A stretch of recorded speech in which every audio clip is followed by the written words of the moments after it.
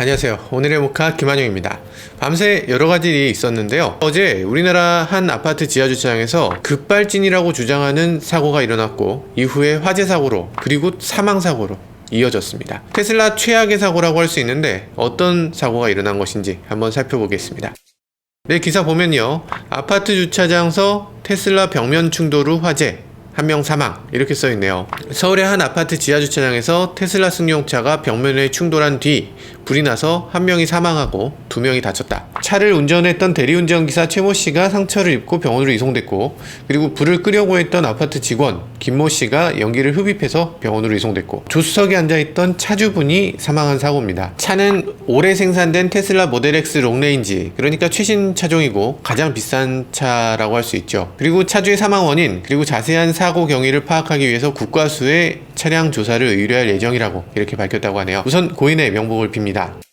이 사고가 특이한 또 다른 이유는 화재가 발생했다는 거죠. 지금 테슬라는 현재까지 보면 120만 대 이상을 팔았죠. 그런데 세계적으로 화재 사건이 몇 건이 나왔을까요? 총 30건 정도의 화재가 발생했습니다. 보통 내연기관 하면 1만 대를 팔았을 때 한 대꼴로 화재가 나거든요. 120만 대를 팔았는데 120건이 화재가 나는 게 일반적인 내연기관차의 통계예요. 그런데 내연기관보다 오히려 4분의 1 정도로 화재 가능성이 낮다, 이렇게 볼 수 있는 거죠. 테슬라 화재는 그만큼 희귀한 일인데, 이런 희귀한 일이 벌어진 것이어서 지금 세계적으로 관심을 받게 될 것 같습니다. 지금 사진 보면요, 그래도 테슬라가 격벽 구조, 그러니까 파이어월을 제대로 만들어 놔서 화재가 이 차체로까지 번지지는 않은 것 같습니다. 격벽 구조라는 건 사실 화재를 완전히 차단하는 게 아니고 어느 정도 시간을 벌어주는 건데, 이 경비원분이 열심히 여기 화재 진압을 해주셔서 그래서 이렇게 화재가 여기까지만 일어났던 것으로 보입니다. 지금 사진 보면 좀 이상한 게, 조수석에 사람이 타고 있었다고 하는데 이 조수석 문이 열려있지 않거든요. 테슬라 같은 경우는 전동으로 이 문을 개폐하게 돼 있는데, 비상개폐 스위치 위치를 아마 소방관분들이 공유받지 못해서 이렇게 된 건 아닌가, 이런 생각도 들어요. 비상개폐 많은 분들이 알고 계셔야 되는데, 테슬라를 비롯해서 요즘 많은 자동차들이 전자식 개폐로 바뀌고 있거든요. 근데 화재가 나고 배터리가 차단되면 이 전자식 개폐로 문을 열 수가 없게 됩니다. 비상개폐 스위치도 굉장히 쉬운 위치에 있긴 한데 이게 모르면은 못 열 수가 있어요. 그러니까 이거를 많은 분들이 조금 알아두시는 게 필요할 것 같습니다. 그리고 차의 어느 부분이 잘라질 수 있는 부분인지 이런 것들도 공유가 좀 될 필요가 있는 것 같아요. 자동차가 더 발전하면 발전할수록 더 단단해지거든요. 테슬라 사이버 트럭 같은 경우는 망치로도 부서지지 않는다 라고 하는데, 이런 경우에는 정말로 차의 문을 어떤 부분을 잘라야 되는지 이런 것들에 대한 정보가 없으면 차를 아예 자를 수가 없기 때문에 이 안에 사람이 갇혔을 때 꺼내지 못하게 되는 거죠. 그래서 전자적인 부분 어떻게 해서 열어야 되는지, 그리고 차의 강성이 너무 높아지기 때문에 이 강성이 약한 부분은 어떤 부분인지 이런 것들을 공유하는 게 굉장히 필요합니다. 해외에선 이런 사이트도 있고 소방관들을 대상으로 해서 여러 가지 교육도 하고 있는 것 같은데, 아마 우리나라도 하고 있겠죠. 이런 것들이 조금 더 잘 이루어지길 바라겠습니다.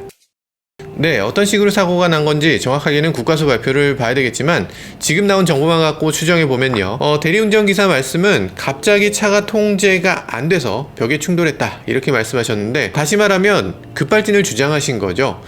테슬라 모델 X 급발진 하면 우리에게 익숙한 사건이 하나 있죠. 유명한 배우 손지창 씨가 미국 얼바인에서 지금 살고 계신데, 운전하다가 차고에서 벽을 들이받는 그런 사고를 일으키셨어요. 그때 손지창 씨가 급발진을 주장하면서 60억을 배상하라, 이렇게 테슬라를 상대로 소송을 진행했죠. 그런데 이 사건이 그 이후에 어떻게 진행됐는지는 대부분이 모르실 텐데, 우선 테슬라는 그때 당시에 데이터를 분석했더니 사고 직전, 사고 순간, 사고 이후까지 가속 페달을 어떻게 밟았는지 퍼센트 단위로 다 공개를 했어요. 근데 그때 사고가 나는 그 시점 가속 페달을 100%까지 밟았다라는 것을 테슬라는 주장했습니다. 데이터가 너무나 명확하게 있기 때문에 아니라고 얘기하기 굉장히 어려운 그런 상태로 데이터를 공개를 했어요. 브레이크를 밟는 대신에 운전자가 착각을 해서 가속 페달을 브레이크인 줄 알고 끝까지 밟았다는 거죠.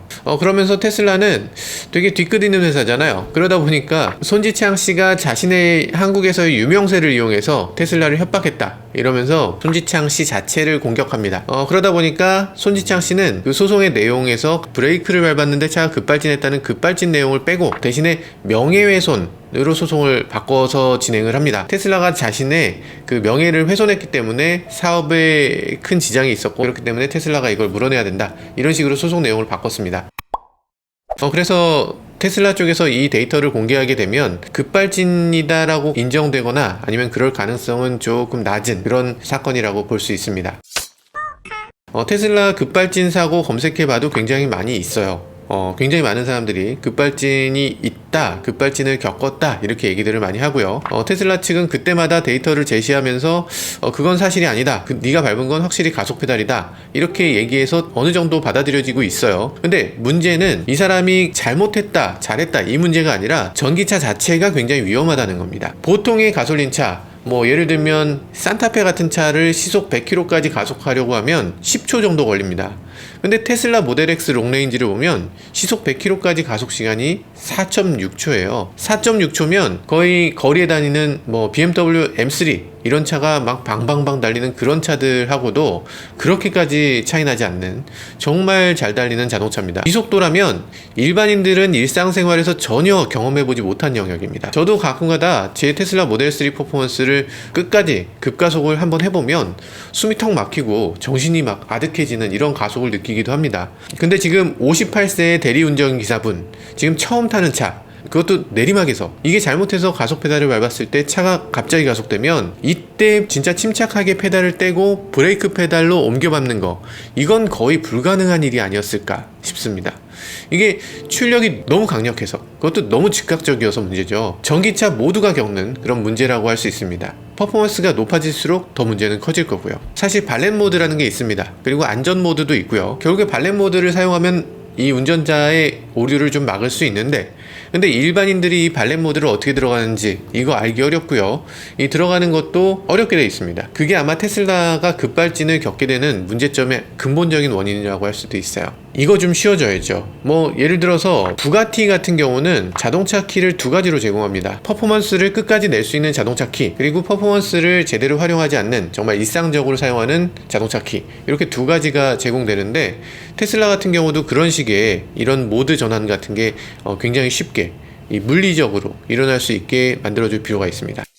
불과 몇 개월 후면 현대기아차도 가속시간 3초대의 전기차를 내놓습니다. 어마어마하게 빠른 거죠. 테슬라의 모델 3 퍼포먼스, 이런 차하고 어깨를 나란히 하는 건데요. 이 전기차 퍼포먼스가 날로 세집니다. 지금은 2초 이내의 전기차도 나온다고 하는데, 이 정도의 퍼포먼스면 정말 숙달된 운전자뿐 아니라 마치 공군 비행사가 훈련을 받듯이 G에 대해서 어느 정도 견딜 수 있는 훈련이 필요한 게 아닌가 싶은 정도의 가속력입니다. 이런 전기차의 강력한 토크가 점점 문제가 될 수 있는데요. 발레 운전자들, 그리고 대리기사분들, 이런 분들 같이 이 차에 익숙하지 않은 분들, 쉽게 차를 몰 수 있도록 하는 장치가 꼭 필요해 보입니다.